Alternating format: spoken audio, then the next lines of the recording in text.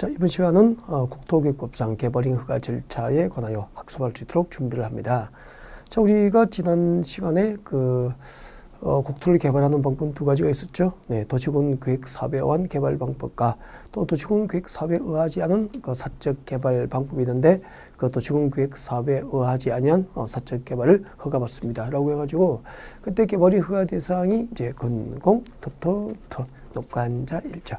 건축구에 따라서 건축물을 건축하거나 공작물을 설치하거나 토지 형질 변경을 하거나 토석을 채취하고 토지를 분할하거나 하면은 도시공계획 사업에 의하지 아니하는 경우 개발 허가를 받겠습니다.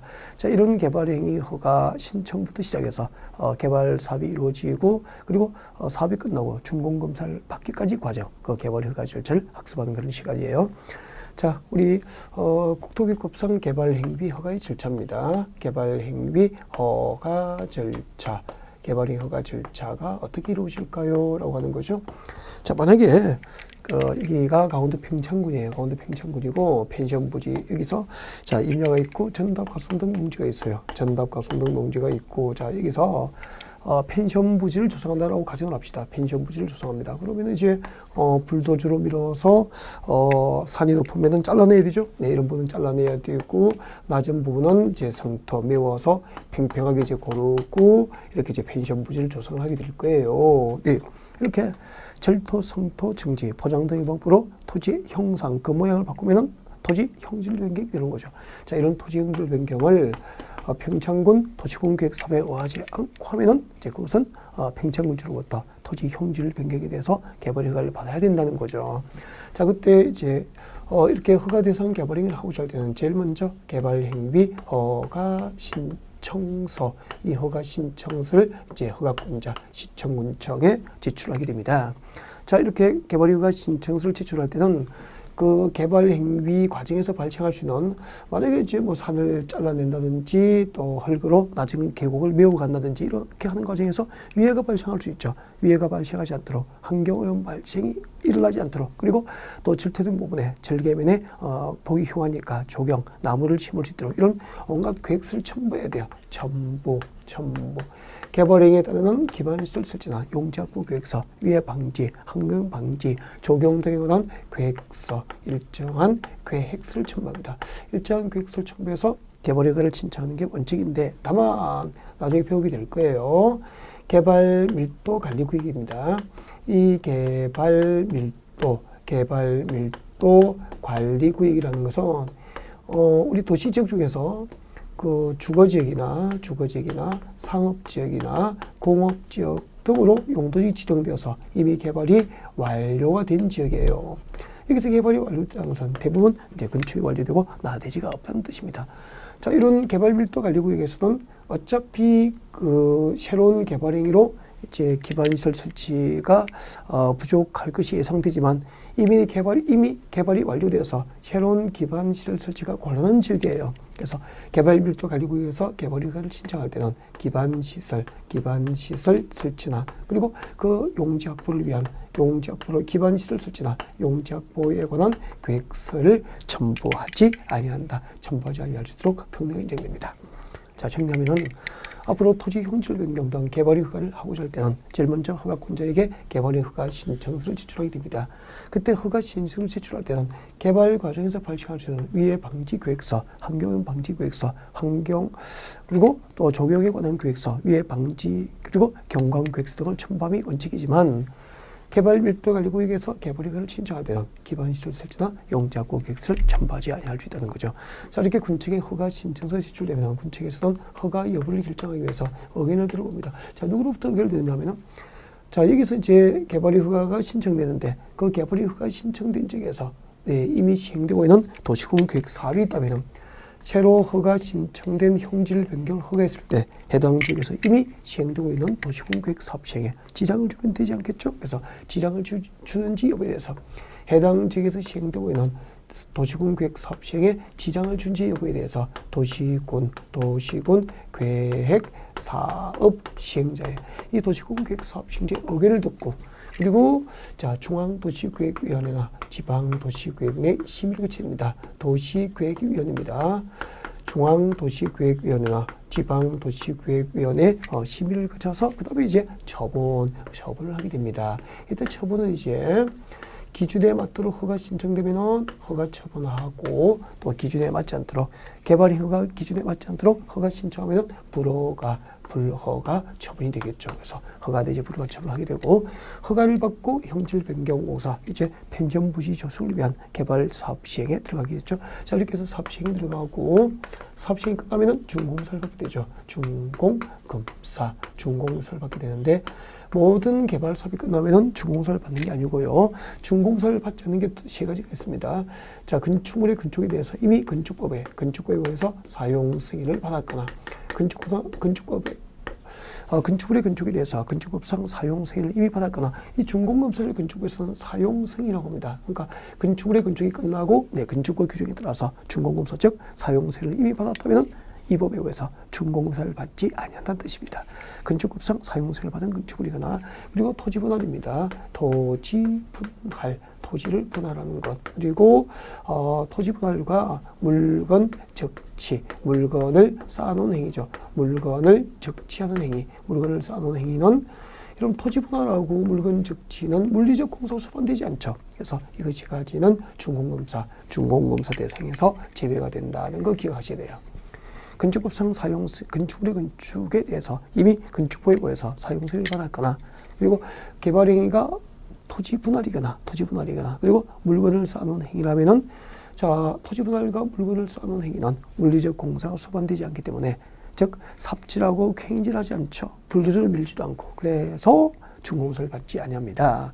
자 거기서 이제 우리가 자 개발이 허가를 할 때 개발이 허가 신청서가 제출되면 그날부터 15일입니다. 15일 내에 허가 내지 불허가 처분을 결정해야 돼요. 그래서 국토교육법상 개발이 허가 처리기간은 며칠이죠? 허가 신청으로부터 15일 내에 허가 불허가 여부를 결정을 해야 되고요. 그 다음에 이제 허가 불허가 처분을 결정할 때는 그리고 자 일정한 기준에 의해서 이루어지게 되겠죠. 개발행 허가를 하는 기준이 있습니다. 허가 기준 5개 정보를 외우면 좋겠죠. 그런데 이제 한 3번 정도까지 특히 1번, 2번은 꼭 기억했으면 좋겠습니다. 저는 1번과 2번을 소개합니다. 자 여러분 자료 보시면 나와 있죠. 개발행 허가 기준 제일 먼저 허가 신청된 토지 형질 변경 면적 규모가 적합해 허가돼요.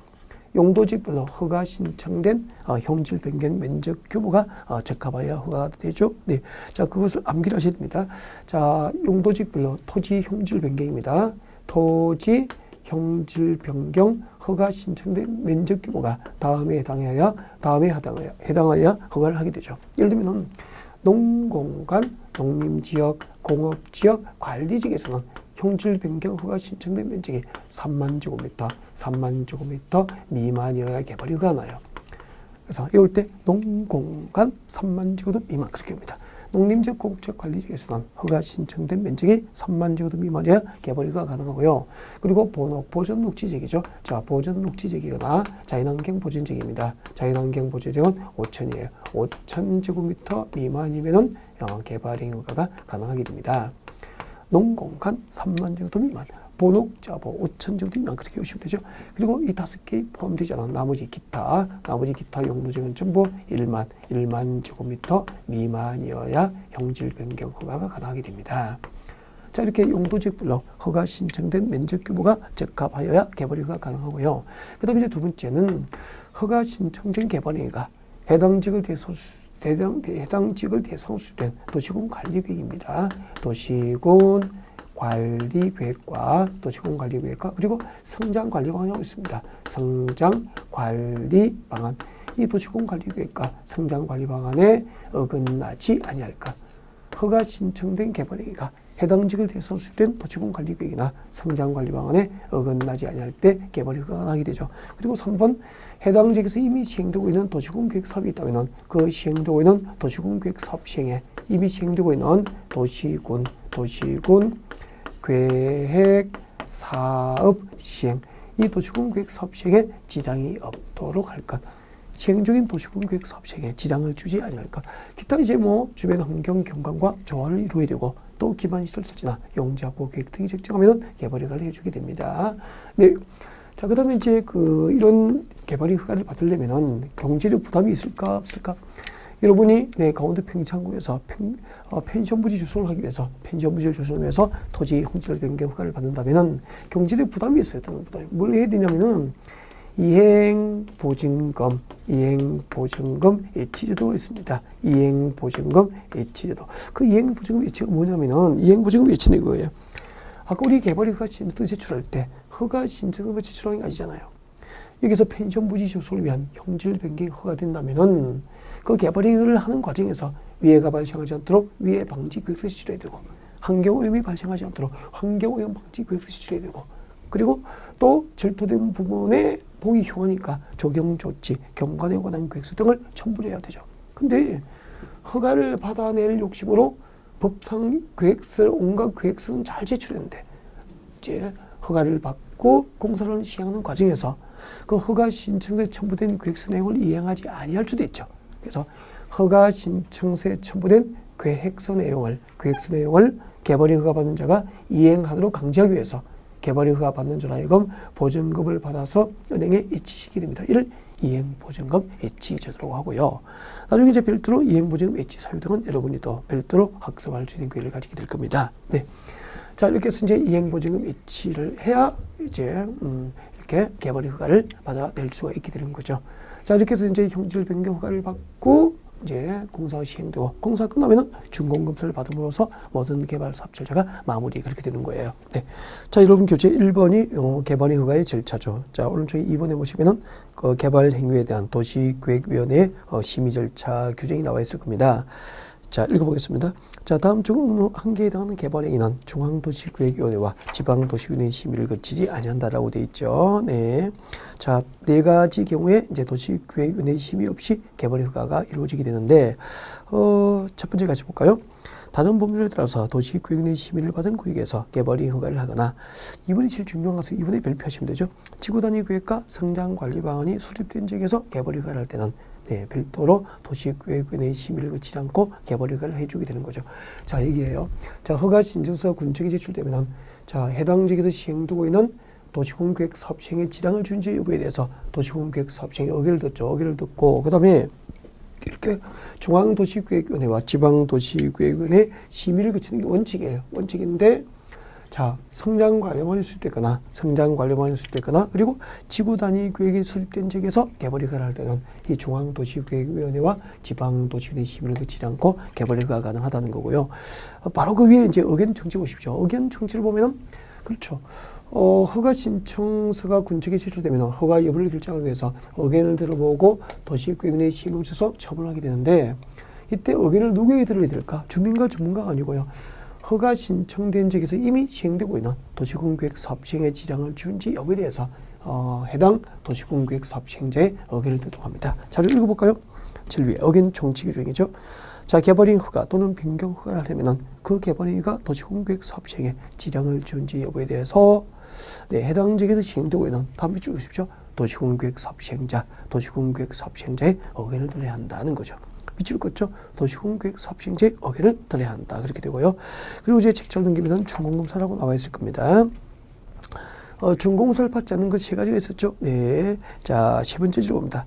자, 이렇게 개발 행위를 마치면 준공사를 받는 게 원칙이지만, 다만 줄 것이십시오. 건축법상 건축법에 따르는 건축물의 건축에 대해서 건축물의 사용세를 건축구에서 받았거나 건축구에 따라서 건축물의 사용세를 받은 경우 그리고 토지 분할 그리고 물건을 쌓아놓은 행위는 준공사 대상에서 제외됩니다. 토지를 분할하고 물건을 쌓아놓은 행위는 물리적 공사가 수반되지 않기 때문에 별도로 준공사를 요하지 않고요. 또 건축물의 건축에 대해서 이미 건축법상 건축물에 대한 사용세를 받았다면 건축구에 따라서 준공검사를 받았기 때문에 이 법상 국토교육법상 준공검사 대상에서 제외가 되는 거예요.